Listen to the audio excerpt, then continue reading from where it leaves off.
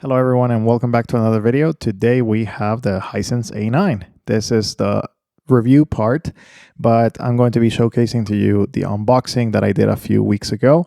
I'm going to be putting the links in the description below and answering a lot of questions throughout.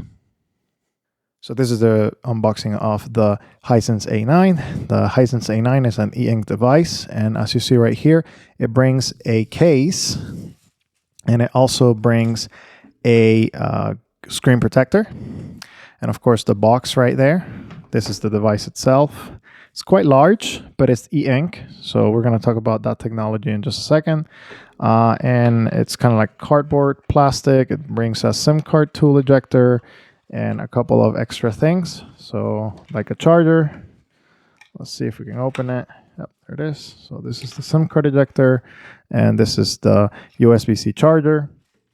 That's about it, and then that's the end of the box. So when it comes to the device, it boots up pretty normally like any other Android device.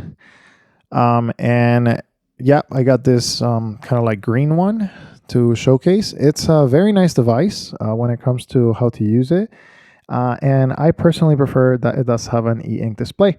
I'm going to be testing this device for the next week and a half, and then I'll give you my thoughts on it. But as you know, from the start, I think it's an excellent alternative for those of you that are looking into something that has, you know, kind of like a browser, or even just some things that are more calming than your LCD screen, and definitely more low profile. So we're going to jump forward into a week and a half from now, and then we'll get to that review and see what I think in the future.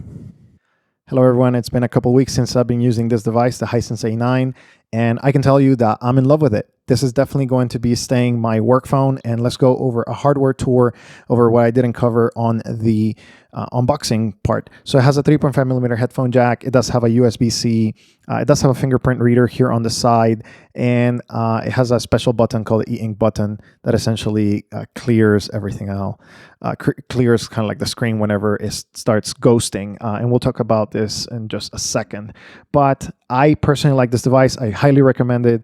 It's a little bit on the expensive side at more than $350. If you find it on sale at $300, make sure to grab it. I think it's a very good value, and I'll include definitely a link so you guys can go over that.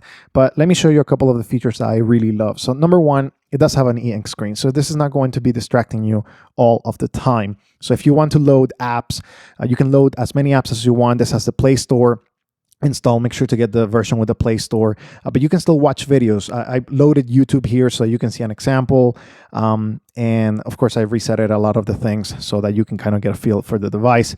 But let's go on YouTube, and we're gonna watch a video, quote unquote watch, because honestly it's not that great. But here I'm gonna just look at a video for myself so that I don't get copyrights or anything.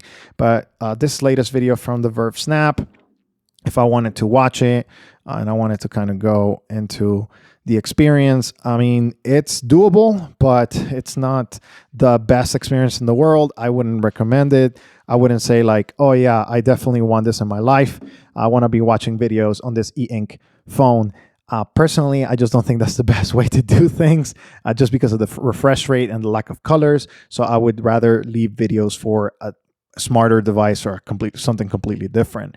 But it is doable if you have to watch a video, or if you have to process some information online. I think it's definitely doable and you can do it. However, it's not going to be the most pleasant. So just kind of know about that. So I think that that's the first limiting factor for a lot of people, especially for this device. If you get it and you're looking for, you know, having some of the smart apps for work or things like that. Like, for example, I do have to have certain smart apps for work. And you want to add some niceties, like, you know, you have the ability to have maps or the ability to have Spotify or something like that, or your Kindle app, whatever it is that you prefer it. I personally think that this device can do. The messaging interface is really nice. You can just type, you know, and you can, of course, like go over different keyboards.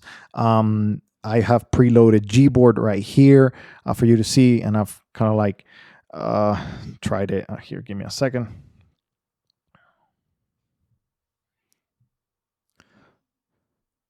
So when you go to the application, you have Gboard right there, and you can swipe, even though it's going to be a little bit delayed. it's definitely doable. And again, I'm showcasing that you can install a lot of apps. I have reset this device again, essentially, and only install a couple things to showcase to you that it can be done. But this device is running Android, and you can have all of the greatest things and the latest things. And of course, you can uninstall a lot of the different apps that it brings, because those are definitely not necessary. I'm still not done uninstalling everything since I reset it, and it kind of went back to the default state. But I definitely recommend it if you're looking for a device that has an e-ink screen that can have some apps, smart apps, and then, just having the ability to use the non-distracting kind of like flow of things with that e-ink device. The e-ink device can be set into different brightness modes, and also with different color temperatures. So depending on what you're looking for, like for example, right there, it's really warm or kind of like cooler. I prefer the cooler one, but it's just a very nice and good customization. Compared to a device like the Light Phone 2, the panel definitely is better, but I mean, we're talking about a device that has way more power and way more real estate, so it's completely different. But this is definitely what I would like, not the size, but the panel to look like for the future Light Phone 2.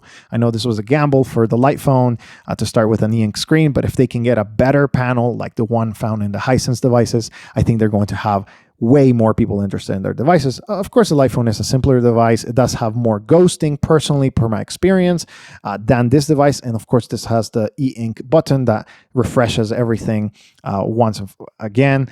Then you have the camera, which is very good. I'll be showcasing a picture in there. Definitely has kind of that ability. So if you're looking for something that is more for work, productivity, but without distractions because of the slow refresh rate, I definitely recommend the Hisense A9 outside of the United States, inside of the United States with T-Mobile only. And if you're looking for something that is more kind of like just for the weekend and to like relax and not have all of these crazy things coming at you, definitely the Light Phone is a good option for e-ink screens. And this one works, of course, with more carriers here in the United States with Verizon, AT&T, yada, yada, yada. But the Hisense A9 is going to be definitely remaining my personal work phone because it has an excellent battery life. It has all the apps that I need for work, but it doesn't have that distraction. It's not going to be keeping me going on YouTube or Instagram. Not that I'm really interested in doing those things, but you kind of get what I'm saying, right? Like, if you are having a problem with that, the lack of color, the lack of refresh rate, the lack of very enticing things is going to help you remain with the priorities, the very basic stuff, and then not have access to all of the other stuff. So here we have Antenna Pod. So I loaded this. You can search for podcasts and, kind of have that entertainment.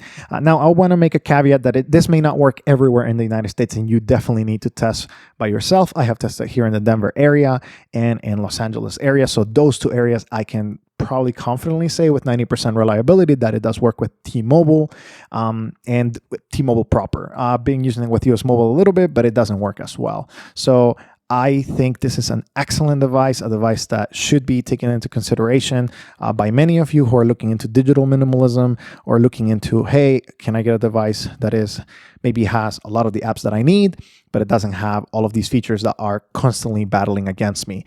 I personally like the device and think that it's going to be a hit it has been a hit definitely internationally, and it's going to continue to be a hit here in the United States. It does have VoLTE. You can make phone calls.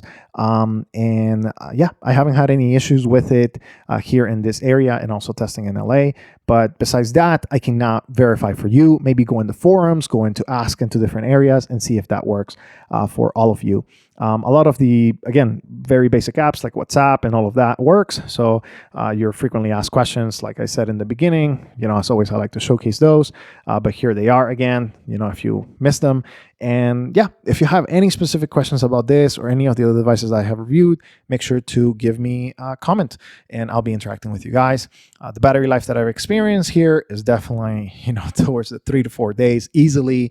And if you don't use it a lot, you put it on battery saving mode, you're definitely going to go into the 5-day without any issues, which is, again, another thing why it's remaining my personal work device. Hope that this was helpful. And again, if you like this video, make sure to share it with your friends, family, or like and subscribe, all the good things. But really appreciate your support and hope you guys have a great Christmas season. There's a couple more videos coming on for the end of the year, and we'll see you in the next one.